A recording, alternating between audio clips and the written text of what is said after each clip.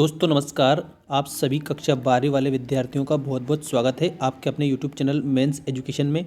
दोस्तों आप लोगों के लिए मोस्ट इम्पोर्टेंट ऑब्जेक्टिव टाइप प्रश्न मैं लेकर आया हूं जो आपकी वार्षिक परीक्षा के लिए काफ़ी महत्वपूर्ण साबित होने वाले हैं आप लोगों के लिए। दोस्तों तो एक बात आप अच्छे से ध्यान रखिएगा दोस्तों, सभी स्टूडेंट्स चैनल को सब्सक्राइब कर लीजिए ताकि आपको आने वाली अपडेट आपको मिलती रहे। और ये वार्षिक परीक्षा के लिए IMP क्वेश्चन जो है ये सारे मैं आपको इस वीडियो के माध्यम से बताऊंगा दोस्तों। तो चलिए स्टार्ट करते हैं। सर्वप्रथम हम देखेंगे सही विकल्प चुनकर लिखिए। सही विकल्प के जितने भी उत्तर हैं आप लिखकर याद करेंगे। चलिए पहले प्रश्न से हम स्टार्ट करते हैं। आप देख सकते हैं आपका जो पहला प्रश्न है वो इस प्रकार है। पहले प्रश्न में दिया है सत सहस्त्री संहिता के नाम से किस ग्रंथ को जाना जाता है।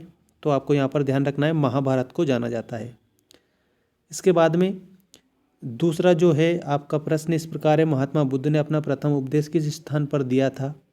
तो आपको याद रखना है उन्होंने दिया था सारनाथ में। ठीक। और इसके बाद में नेक्स्ट जो क्वेश्चन है, हम्पी नगर को यूनेस्को द्वारा विश्व पुरातत्व स्थल कब घोषित किया गया था। तो आपको यहाँ पर ध्यान रखना है ऑप्शन नंबर द वाला आएगा आपका इसमें करेक्ट। ठीक है, ऑप्शन नंबर द में क्या दिया है ये भी आप देखेंगे अच्छी तरह से, 1986 दिया है। और इसके बाद में अगला देखिए, अगला प्रश्न है आपका, किस मुगल सम्राट ने शाहजहानाबाद को अपनी नई राजधानी बनाया था। तो वो शाहजहां ने बनाया था। और इसके बाद में अगला क्वेश्चन देखिए आप, सारे जहां से अच्छा हिंदुस्तान हमारा की रचना किसने की। तो मोहम्मद इकबाल ने इनकी रचना की थी। संविधान की प्रारूप समिति के अध्यक्ष कौन थे। संविधान सभा की जो प्रारूप समिति है उसके अध्यक्ष आपको भीमराव अंबेडकर बताने हैं। अब हम बात करते हैं रिक्त स्थानों की पूर्ति कीजिए। तो यहाँ पर जितने भी रिक्त स्थान हैं दोस्तों आप इन सभी रिक्त स्थानों को याद कर लीजिए और लिख भी सकते हैं, लिखकर याद कर लीजिए। पहला है हड़प्पा सभ्यता के समय बंदरगाह था। तो आपको याद रखना है लोथल बंदरगाह हड़प्पा के समय था। प्राचीन काल में काशी जनपद की राजधानी थी। तो प्राचीन काल में काशी जनपद की राजधानी का आपको नाम बताना है वाराणसी। और इसके बाद में नेक्स्ट क्वेश्चन आप देखिए, हिंदुओं के देवता भगवान जगन्नाथ का मंदिर कहाँ पर स्थित है। तो ये वाराणसी में स्थित है दोस्तों। ठीक है, सॉरी दोस्तों वाराणसी में नहीं, ये पुरी में स्थित है। वो मेरे से गलती हो गई थोड़ी सी जल्दी में। दोस्तों आप याद रखेंगे कि हिंदुओं के जो देवता है जगन्नाथ का मंदिर पुरी में है। और एक और प्रश्न जो इसके ऊपर वाला है, तीसरा प्रश्न जो कि मैंने आपको नहीं बताया, ये अलबरूनी गजनी के सुल्तान के साथ भरा था। कौन सा सुल्तान था। तो याद रखना महमूद गजनवी। ठीक है, ये महमूद गजनवी जो है इनके साथ में भारत आया था। हिंदुओं के देवता भगवान जगन्नाथ का मंदिर पुरी में है। गोद निषेध का जो प्रतिपादक था, ये नीति थी एक गोद निषेध। तो इसे किसने प्रतिपादित की थी। तो लॉर्ड डलहौजी ने प्रतिपादित की थी। और महात्मा गांधी का पूरा नाम आपको बताना है मोहनदास करमचंद गांधी। मोहनदास करमचंद गांधी महात्मा गांधी का ये पूरा नाम है। और इसके बाद में सत्य असत्य आपको बताने, सत्य असत्य पर आप ध्यान देंगे अच्छे से। देखिए दोस्तों पहला प्रश्न है आपका, कुरुक्षेत्र के युद्ध के दौरान गुरु द्रोणाचार्य ने अर्जुन को गीता का ज्ञान प्रदान किया था। ये असत्य है क्योंकि गुरु द्रोणाचार्य ने गीता का ज्ञान नहीं दिया था, भगवान कृष्ण ने दिया था। इसके बाद सांची के स्तूप का निर्माण सम्राट हर्ष ने करवाया था। ये भी असत्य है। ठीक है, क्योंकि सांची का जो स्तूप है उसका निर्माण किसने करवाया था। वो मौर्य सम्राट अशोक ने करवाया था। ठीक है, मौर्य सम्राट अशोक ने करवाया था दोस्तों, ये आपको याद रखना है। ठीक है, तो दोनों ये जो हैं ये गलत हैं। अब हम बात करते हैं अगले सत्य असत्य की। देखिए दोस्तों अगले जो आपके सत्य असत्य हैं वो इस प्रकार हैं।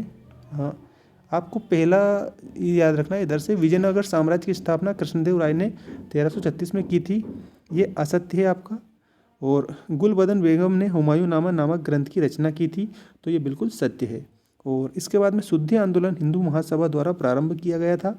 तो ये असत्य है दोस्तों। ठीक है, और लास्ट वाला देखिए आप, महात्मा गांधी हिंदुस्तानी को राष्ट्रभाषा बनाना चाहते थे। तो ये बिल्कुल सत्य है।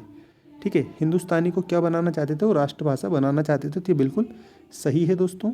और अब आप देख लीजिए जोड़ी बनाइए। देखिए दोस्तों अच्छे से मैं आपको एक एक बता रहा हूँ, आप याद कर लीजिए। बनावली, तो जो बनावली है इसमें आपको याद रखना है ये हरियाणा प्रांत में स्थित हड़प्पा स्थल था। हरियाणा प्रांत में स्थित हड़प्पा स्थल।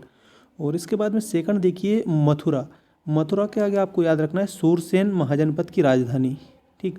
और बर्नियर जो है, इसमें दोस्तों आपको याद रखना है Travels in the Mughal Empire के रचयिता।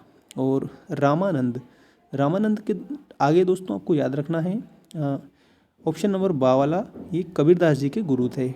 और इसके बाद में बहादुर शाह द्वितीय, इनके आगे आपको याद रखना है दोस्तों दिल्ली के सम्राट थे। और गोपाल कृष्ण गोखले, तो यहाँ पर आपको याद रखना है महात्मा गांधी के राजनीतिक गुरु थे गोपाल कृष्ण गोखले। अब एक शब्द एक वाक्य में उत्तर दीजिए, ये आप कंप्लीट करिए दोस्तों, और अच्छे से आपको याद रखना है। मैं आपको एक एक उत्तर बताऊंगा। देखिए, सर्वप्रथम पहला है रामचरितमानस के रचनाकार कौन थे, तो गोस्वामी तुलसीदास। जैन धर्म में कितने तीर्थकर हुए हैं, तो आपको याद रखना है 24 तीर्थकर हुए हैं। विजयनगर राज्य की स्थापना किस नदी के किनारे की गई थी, तो ये की गई थी दोस्तों तुंगभद्रा नदी के किनारे, ठीक है। आईएमपी मोस्ट इंपॉर्टेंट प्रश्न बता रहा हूँ दोस्तों, किसी प्रकार का वायरल पेपर नहीं है। आपके जो किताब है उस किताब के आधार पर मैं आपको बता रहा हूँ। मध्य प्रदेश वाले विद्यार्थी सभी ध्यान देंगे। इसके बाद में नेक्स्ट देखिए, फारसी और हिंदी के पारस्परिक संपर्क में कौन सी नई भाषा का उद्भव हुआ, तो वो आपको यहाँ पर अच्छे से याद रख लेना है कि उर्दू जो भाषा है उसका उद्भव हुआ था, तो आप इसमें लिखेंगे उर्दू, ठीक। अगला देखिए, भारत में किस अधिनियम के द्वारा सांप्रदायिक चुनाव प्रणाली आरंभ की गई थी, तो 1909 का अधिनियम, ठीक है, 1909 का अधिनियम। और लास्ट क्वेश्चन देखिए, भारतीय संविधान किस दिन लागू हुआ था, तो 26 जनवरी 1950 को। 26 जनवरी 1950 को आपको ध्यान दे लेना है दोस्तों। इस दिन हमारा भारत का जो संविधान है वो लागू हो गया था। तो ये आप लोगों के लिए मोस्ट इम्पोर्टेंट जो प्रश्न थे आपके 32 मार्क्स के, वो मैंने आपको बता दिए दोस्तों। धन्यवाद।